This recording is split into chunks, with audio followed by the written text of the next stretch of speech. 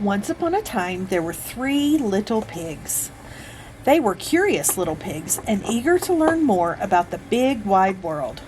One bright summer morning, they packed their bags and set off together.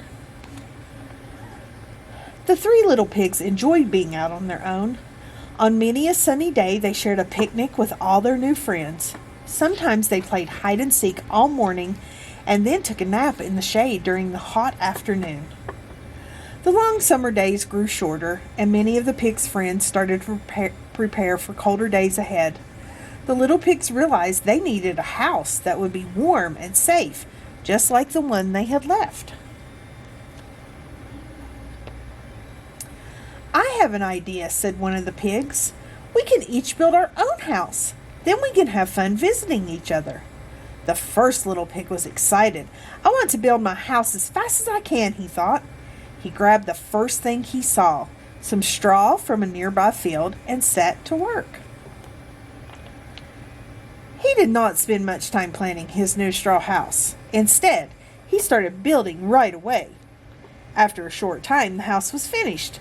The pig wiped his brow with satisfaction.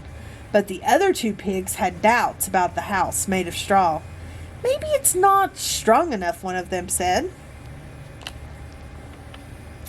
The second little pig thought, "What can I use that will be better than straw?" He gathered up the strongest, straightest sticks he could find. He lashed some of the sticks together and built a frame, and then he tied sticks to the frame to make walls. Finally, the second pig wiped his brow with satisfaction. "Ah, a job well done," he thought. Meanwhile, the third pig remarked, "It's very nice, but I don't think it's strong enough." So the third little pig searched everywhere. "What can I find that will be better than sticks?" he wondered. He came across a tumble-down building. There were old bricks all around. He decided that they would be just right for his house. The third little pig set to work. Brick by brick, his house took shape. It was a long time, but the pig finished his sturdy house. He wiped his brow, quite satisfied with his handiwork. The 2 other little pigs shook their heads. They were not sure this one little house was worth all the hard work. After each pig had built his own little house, they had time to play. One day when they were out having fun, they happened across some wolf tracks. When the pigs saw that a wolf had been nearby, they all ran home and locked up their houses tight. Soon enough, the wolf appeared at the door of the first little pig's house. The straw house shone golden in the sunshine.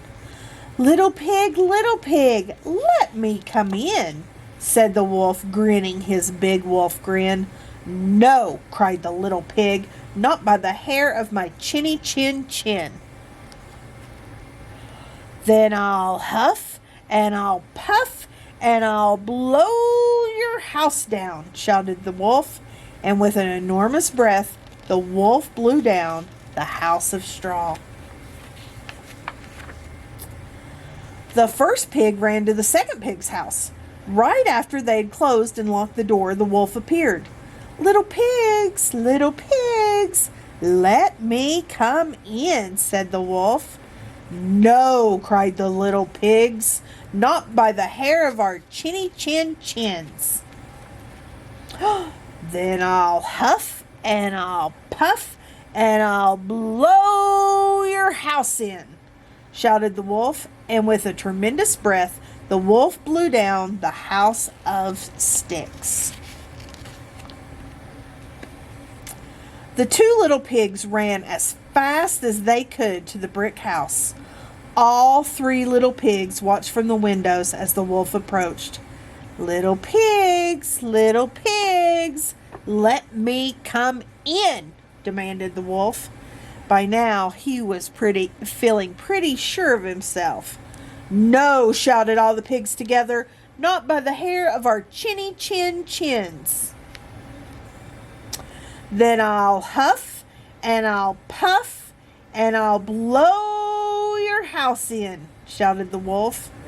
But even with a stupendous breath, the wolf could not blow down the house of bricks. The wolf slumped, exhausted, outside the little brick house. After resting a bit, the wolf came up with a new plan. The 3 little pigs guessed what he might do, so they lit a blazing fire in the fireplace.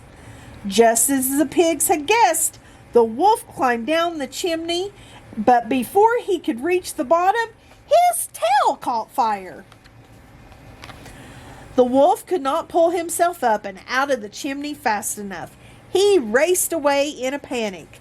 The 3 little pigs stood arm in arm in front of the sturdy brick house as they watched the wolf disappear into the distance.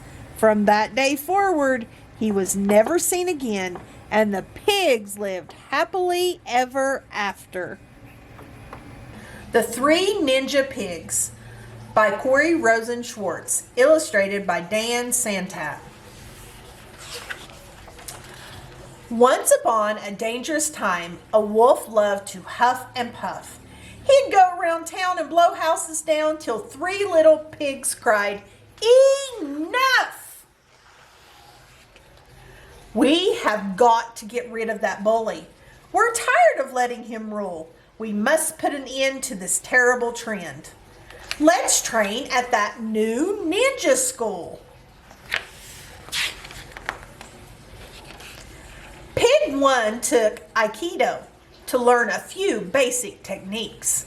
He gained some new skills, but he got bored with the drills and dropped out in less than 2 weeks. His brother, Pig 2, took Jiu-Jitsu and learned how to block and to punch. And when that wolf comes to knock, he'll be in for a shock. Hi-ya!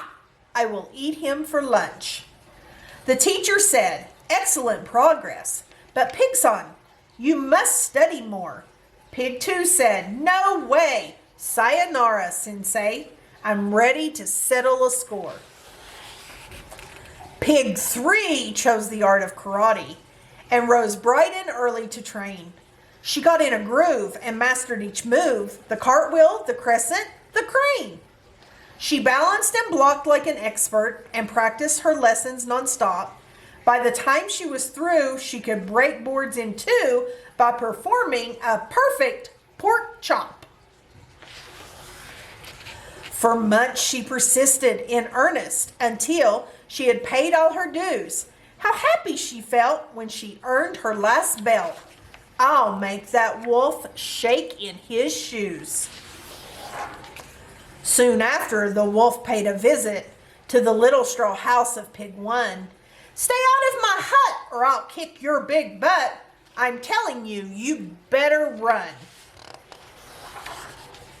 The wolf took a giant step forward. "Oh yeah, come and get me," he dared. Pig 1 made a fist. He swung, but he missed. I wish I'd been way more prepared. The wolf chased Pig 1 to his brothers and hollered, "Hey pigs, let me in." Pig 2 yelled, "Retreat or you'll suffer defeat by the hair of my chinny chin chin." One puff and the wolf blew the door down. Pig 2 did his best flying kick, but whoosh! The wolf dodged and the pig's foot got lodged. "We've got to get out of here quick." The chase carried on to their sisters. Pig 3 was outside in her gi. "I'm a certified weapon, so watch where you're stepping. You don't want to start up with me." Pig 3 faced the wolf and bowed deeply, for ninjas were very polite. "Quit huffing and puffing, and I am not bluffing. I warn you, I am willing to fight." She then gave a swift demonstration with backflips and butterfly kicks. The wolf looked quite shaken, but hollered, "Yo, Bacon, I'm not at all scared of you and your tricks." Pig 3 heaped some bricks in a pile. "I'll show you what else I can do." With one mighty whack, she split the whole stack. Pig 3 said, "That could have been you." The wolf saw that he was outrivaled. He took one last look at Pig 3. "I love to eat ham, but I think I should scram before she makes mincemeat of me." The brother pigs high-fived their sister and watched the wolf vanish from view. They cheered, "Ninjas rule! Let's go back to school so we can be ninja pigs too." They devoted themselves in their training till each proudly earned a degree. 3 pigs full of mojo, they ran their own dojo, and life was forever wolf-free. The end.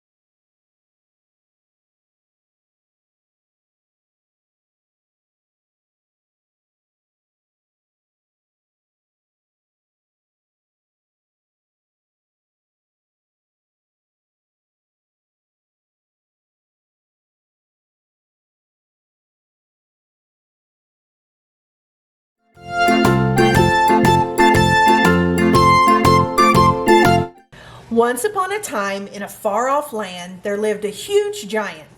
He made his home in a big cave high up in the mountains. His bed, table, and chairs were made from great tree trunks. And when he wanted a drink, he simply filled up an old bathtub with water and drank it down in one enormous gulp. When he snored, which he did almost every night, it sounded like a huge thunderstorm, and the noise echoed all around the mountains. At the bottom of the mountains, there was a village, but all the folk in the village were very different from the giant, for they were not big at all. They were just like you and me. They were afraid of the giant, of course, and whenever he came striding down the mountains to hunt, they all ran away into the woods or locked themselves inside their houses. Sometimes the clumsy giant would tramp around the village, squashing houses with his great feet as he went, and that only made the village folk even more frightened of him. Although the giant was so big and strong, he was not a bad giant, but he was very, very lonely because everyone ran away whenever he appeared. Sometimes while he was sitting alone in his cave, he could hear the villagers having feasts and parties, and he longed to join them and be just like them. One day, when the giant was tramping around the village as usual, something glistening in the sun caught his eye. At the top of a big tree, which of course was not very big as far as the giant was concerned, lay a golden box. The giant bent down and picked up the box. To his surprise, he heard a small voice inside say, "Help, help, let me out!" The giant opened the box and out jumped an elf. Thank you, large sir," he said. "I am a magic elf, but one of my spells went wrong and I got locked inside this box. No one in the village could hear me calling for help high up in this tree."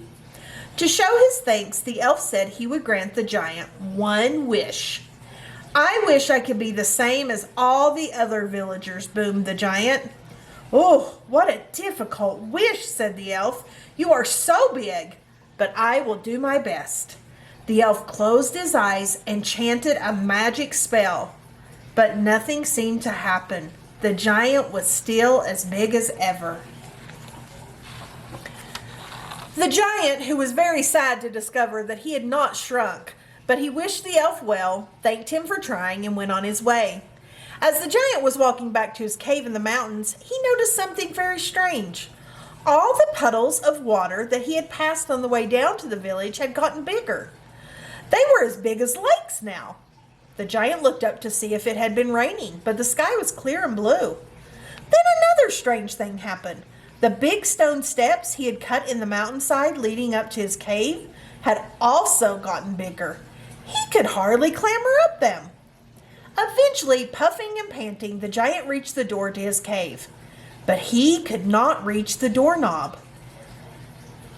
It now towered above him, far from his reach. "What is happening?" thought the giant. "The elf spell must have gone wrong. Not only am I still a giant, but everything around me has now gotten even bigger." And then suddenly the truth came to him. Of course, everything had not become bigger. He had become smaller. The spell had worked after all. Now he was just the same as the other folk in the village. He made his way to the village, wondering if anyone would still run away as before. But he need not have worried. All the village folk welcomed him into the village, and he lived there happily among them for the rest of his days.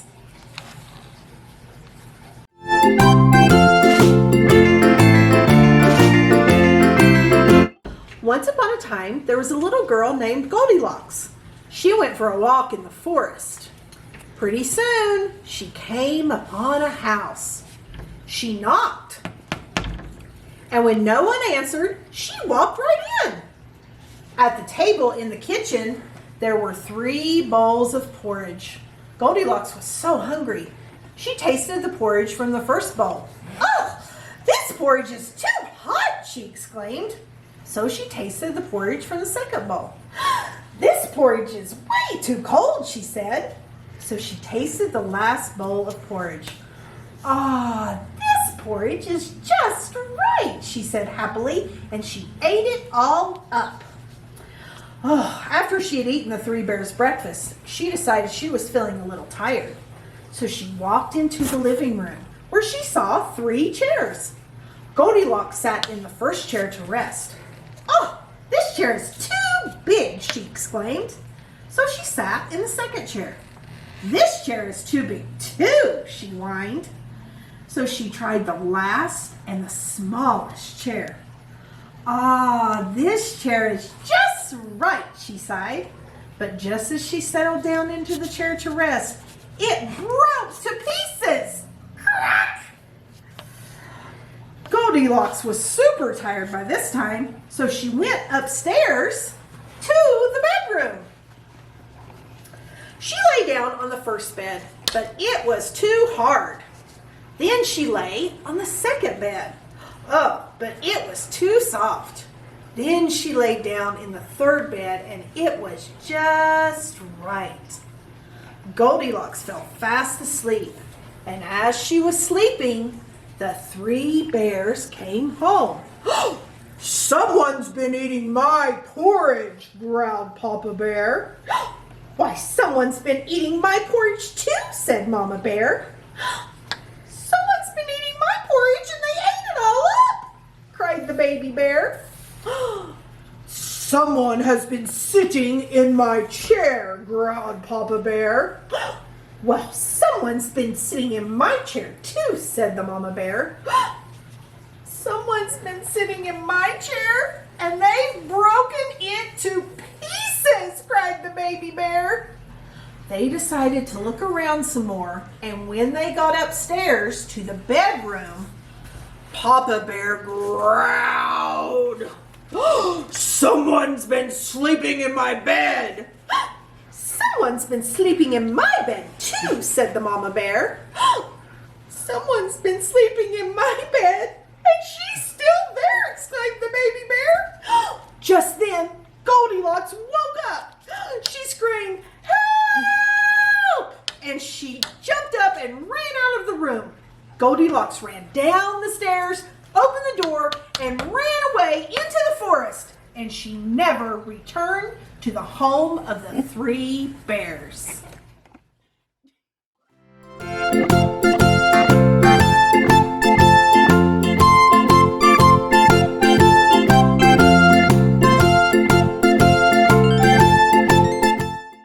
Hi everybody. So I'm going to show you what is in this week's craft bag. Okay, so these are available at the library right now. So you can come and pick those up. They'll be in the front little corridor area when you come through the first door. So if you take everything out of your bag, there's going to be a couple little things in there. So first of all, you're going to get a cool jewel ring. Okay, so that will be in there. So watch for that in the bottom of your bag so you don't forget about that. Then you'll have a crown. Okay, and I'll show you in a minute what you can do with that. You should have a little bag of jewels or some stickers that you can decorate your crown with in there. You will have a finger puppet play for the three little pigs. And you will also have a crest. I'm going to ask my assistant Caleb to grab my little Goldilocks thing over there. Sorry about that. And you're also going to have some construction paper that you can make this Goldilocks craft with. Okay, now I'm going to go over each one of these individually with you so you'll kind of know a little bit more what you have. Okay, so the first thing is you can design your own coat of arms. Most people that are royal have a coat of arms that represents them. And so I did one to show you, and it says Miss Dora Jo Messerly's Royal Crest. Okay, and I just put some things on there that are important to me. If you look, I put up here, I put West Virginia because that's where I grew up, and the flowers that I loved in West Virginia. Washington, D.C., I worked there for a long time. I put yellow roses because yellow roses are my favorite flower. And then I put a picture of me and my boys. You guys know those guys from summer reading. I put Christmas lights because I love Christmas. And then I put some things about where I go to church. And then, of course, I did a whole little thing about books. I did a favorite book, Gone with the Wind. I did Harry Potter stuff. I did kids books. So I did all those things. So when you look at your crest, you should be able to see a lot of things and learn a lot of things about you. Okay? So that's what you do with your royal crest. With your puppets, the first thing you probably want to do is color them and then cut them out. Okay? So your puppets should come out like this, and then you should be able to turn them around, put a little piece of tape on them, and they become finger puppets. So there's my big bad wolf, and here's my pig who built his house out of straw, my pig who built his house out of sticks, and my pig who built his house out of bricks. And you can reenact that little story. Okay, so that's those right there. The next thing you're going to want to do is pull out all of your construction paper. Okay, you're going to have a big green sheet, and you're going to want to cut a triangle out of that. And then you're going to have a big black sheet, and you're going to want to cut a big triangle out of that as well. Okay, so after you do that, then you cut 2 little triangles for the wolf's ears, and then you make your little Red Riding Hood over here. I think I said Goldilocks earlier, sorry about that. And you'll have all the construction paper in your bag to do all of those things. You'll have brown for the basket, white for the face, yellow for her hair, and red for her outfit, okay? And then you'll have the black and the green paper as well. All right, so that's one of them. Then we can go back to your crown. You're going to get a plain crown like this to start with, okay? All I did to my crown was I just colored it. I just used some markers and I colored in some jewels and I used some gold and silver and I made my crown all up, okay? You should have some jewels in your bag that you could put on your crown, and they are just peel and stick. So you should have a little baggie, and if you don't, then you should have some stickers in your bag that you could use as well for your jewels, okay? We ran a little short on those. I'm sorry about that. Okay? The last thing in your craft bag will be this cool picture of a castle. Now, a castle needs some people, doesn't it? It needs a knight. It needs a king and a queen, maybe a Merlin magician, maybe a princess, maybe a unicorn and a dragon. And so you get this cool sheet of stickers to make your cool castle scene. Okay, so you'll have that in your bag as well. We would love to see some pictures of you guys dressed up in your crowns, wearing your jewels, or a picture of your cool scene that you make. We would love to see all of those things. Or we would love to see if you do a little puppet show with your 3 little pigs. So be sure to send us pictures and videos. We miss you guys. We hope you're having a great summer, and we'll see you next week for our last week of summer reading. Bye, guys.